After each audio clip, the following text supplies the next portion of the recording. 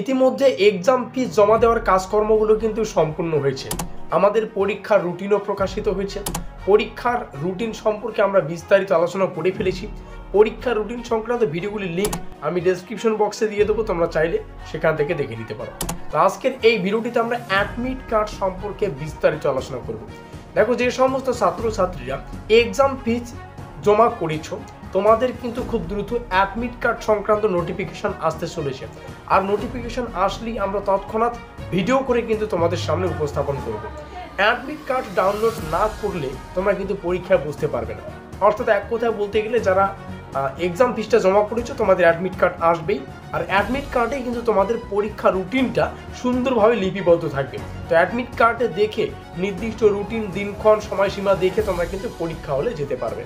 এই হচ্ছে বিস্তারিত নোটিশ। এক কথায় বলতে গেলে অ্যাডমিট কার্ড সংক্রান্ত নোটিফিকেশন এখনো পর্যন্ত ইউনিভার্সিটি থেকে অফিসিয়ালভাবে আসেনি, কিন্তু খুব দ্রুত আসতে চলেছে।